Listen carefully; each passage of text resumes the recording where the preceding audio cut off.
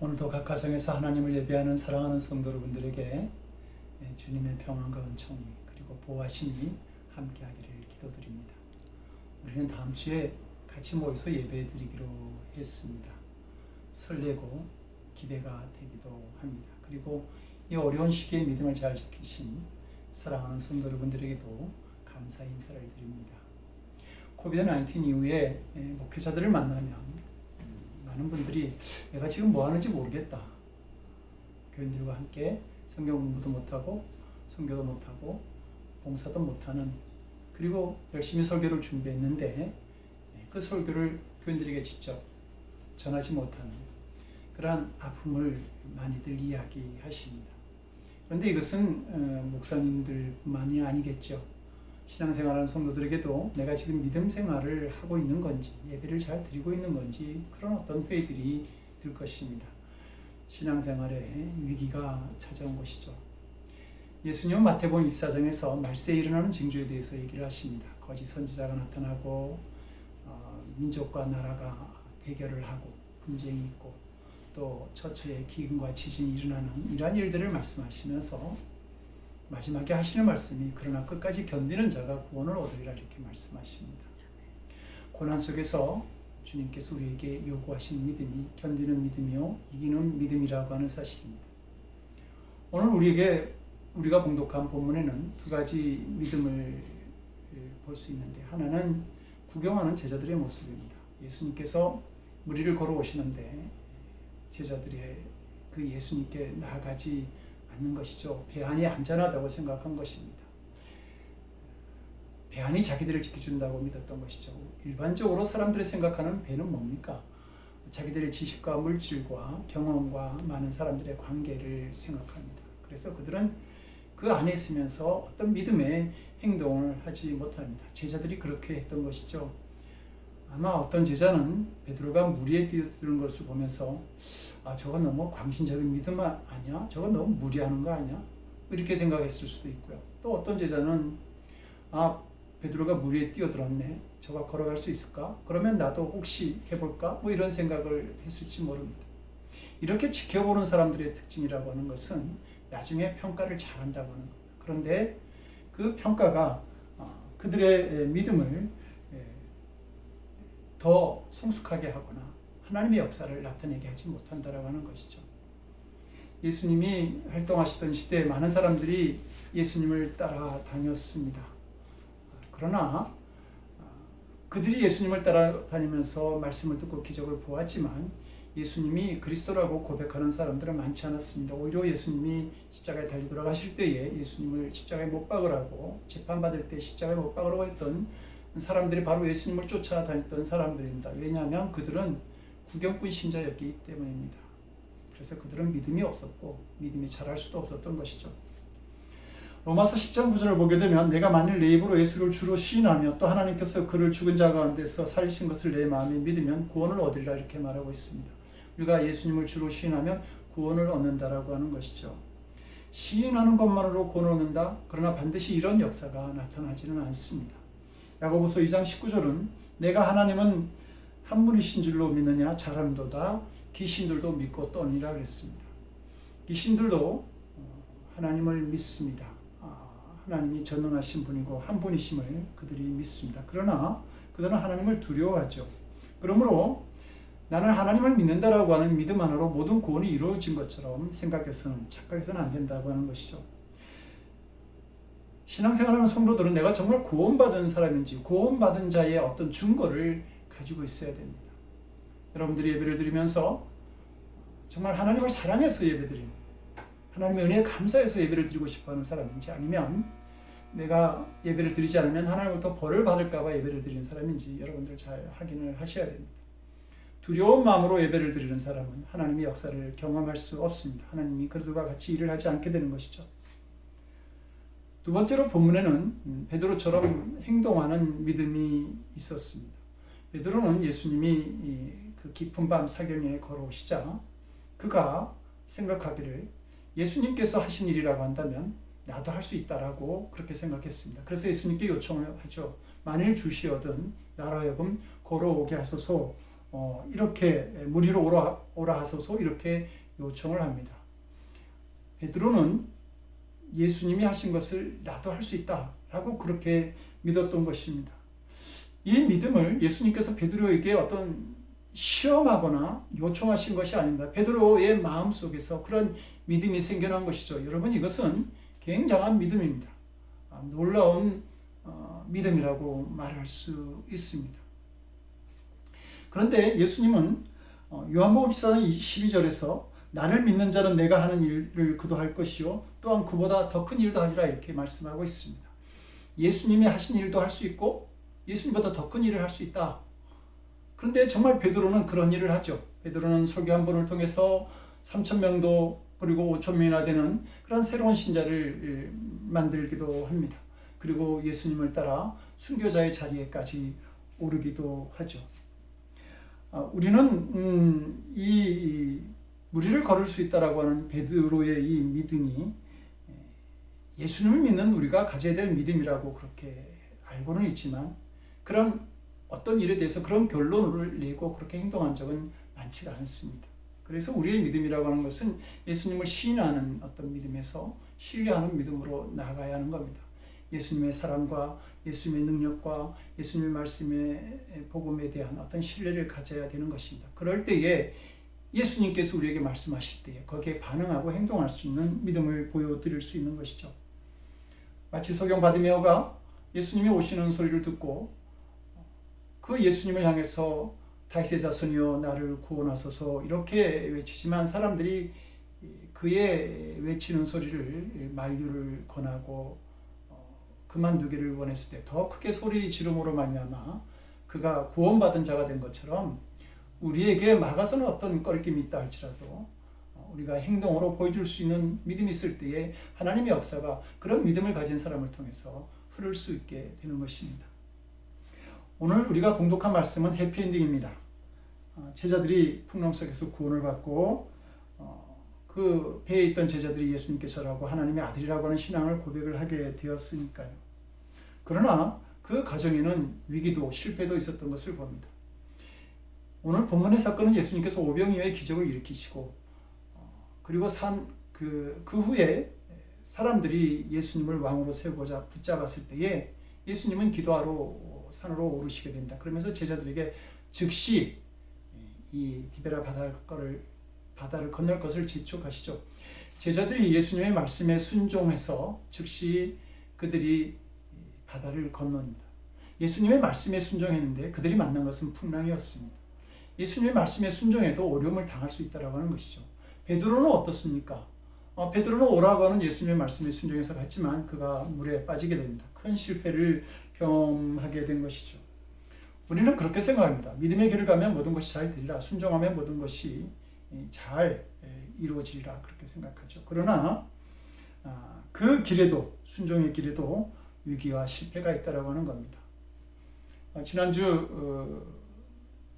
그 수면제를 손에 들고 죽음을 생각했던 한 여성을 만났습니다. 그 여성은 수면제를 먹고 죽겠다라고 생각했는데 찬송 소리에 정신을 차렸다고 합니다. 그러면서 그 여성이 하는 말이 자기는 요 몇 달 동안 평생에 해볼 수 있는 가장 깊은 기도, 가장 많은 기도를 드렸는데 하나님은 어떤 반응도 없더라. 이렇게 이야기하는, 눈물로 이야기하는 그 소리를 들었습니다. 우리는 엘리야 잘 알죠. 엘리야가 위대한 선지자입니다. 그는 기도를 통해서 가뭄이 든 땅에 비를 오게 하기도 하고 450명의 바알 선지자와 영적 전쟁에서 이기는 사람이 됩니다. 그러나 그러한 그도 왕비 이세벨의 탄압을 이기지 못해서 도망을 가다가 나중에는 로뎀 나무 안에서 나를 죽여달라고 그렇게 하나님께 그냥 탄식하면서 간구하는 그런 소리를 하게 됩니다. 믿음의 길을 간다고 모든 일이 잘 되고 항상 은혜 가운데 기쁜 마음으로 살아가게 되는 것은 아니라고 하는 것입니다. 성도 여러분, 우리는 어떻게 보면 매사가 잘 되는 것만으로도 어떤 믿음의 일을 하는 것이 쉽지가 않은데 때로는 역풍이 불기도 하고 시련이 닥쳐오기도 합니다. 어려운 일을 만나고 또 낭패를 당하기도 하고 사람들이 수근수근하는 것 같고 마귀가 조롱하는 것만 같은 그런 어떤 상황을 맞이하죠. 그래서 우리는 믿음의 혼선을 가져옵니다. 흔들리기도 합니다. 그러나 성도 여러분, 그럼에도 불구하고 우리는 믿음의 길을 가야 하는 것입니다. 오늘 우리가 봉독한 이 말씀은 마가복음에도 기록되어 있습니다. 그런데 마가복음 6장 48절을 보게 되면 바람이 거스림으로 제자들이 괴로이 노젓는 것을 보시고 라고 하는 말씀이 있습니다. 누가 보신 것이죠? 예수님이 보셨다라고 하는 말입니다. 어려운 중에 있는 제자들을 보신 예수님, 마찬가지로 우리가 환난 가운데 있을지라도 그것을 다 보고 계시는 분이 누구냐? 우리를 구원하신, 우리를 위해서 십자가를 진 예수님께서 그것을 다 보고 계시는 것이죠. 그리고 오늘 본문 32절을 보면 배에 함께 오름에 바람이 그치는지라 그랬습니다. 예수님이 내가 탄 인생의 배에 함께 타시면 풍랑도 잠잠하게 하시는 것입니다. 풍랑에 두려워하는 제자들을 구해주신 분도, 물에 빠져서 호적거리는 베드로를 건져주신 분도 우리는 예수님이라고 하는 사실을 알아야 할 것입니다. 그러므로 우리의 믿음은 중단되어서는 안 됩니다. 계속 가야 됩니다. 알고 보면 풍랑이 우리를 무너뜨리는 것이 아니라 우리의 믿음 없음이 우리를 물에 빠뜨리는 것이죠. 마틴 루터가 종교개혁을 일으키면서 인류에 큰 공헌을 했지만 그 과정에는 상당히 많은 어려움과 그리고 목숨이 위협을 당하는 고난을 당합니다. 한 번은 그의 친구가 그런 그에게 편지를 쓰면서 어려운 문제는 없는지 이렇게 물었습니다. 그러자 루터가 대답합니다. 언제 우리에게 문제가 없었던 때가 있었느냐? 문제가 있는 것이 문제가 아니라 믿음이 없는 것이 문제다. 이렇게 대답을 합니다. 성도 여러분, 풍랑이 베드로를 빠뜨렸을까요? 아니요.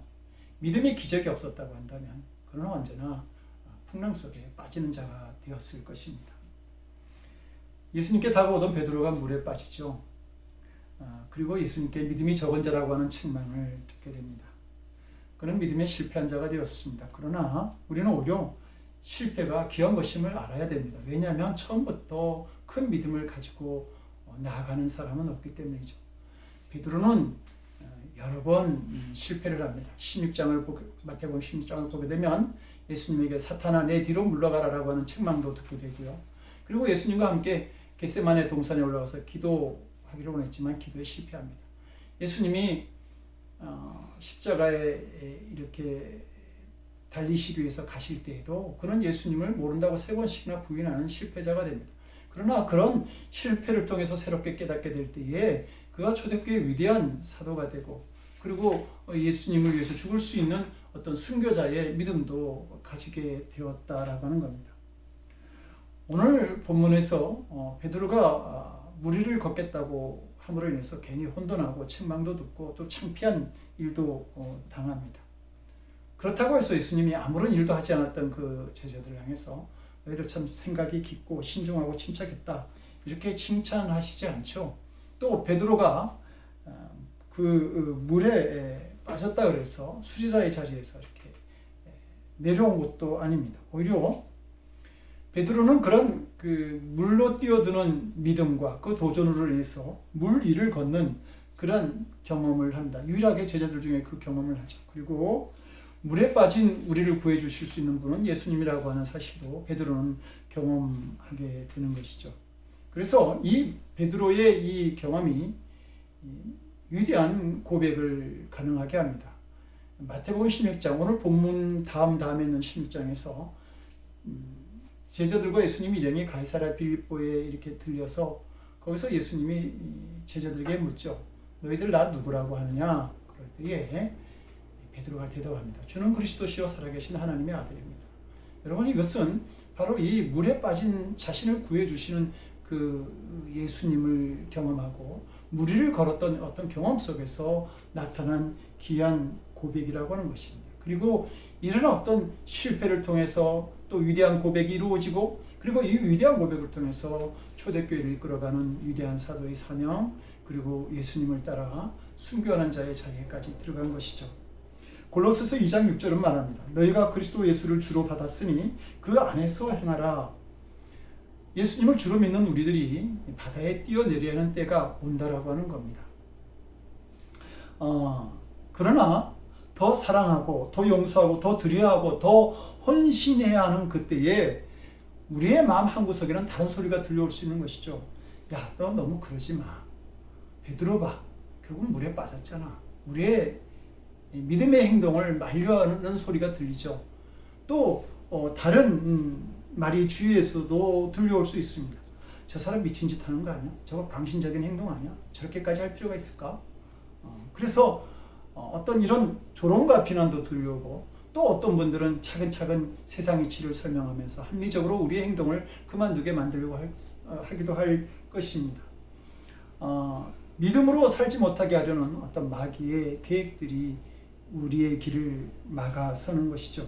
그래도 우리는 주님만을 바라보고 우리의 모든 행동과 생각이 언제나 주 안에서 이루어지기를 기도해야 할 것입니다.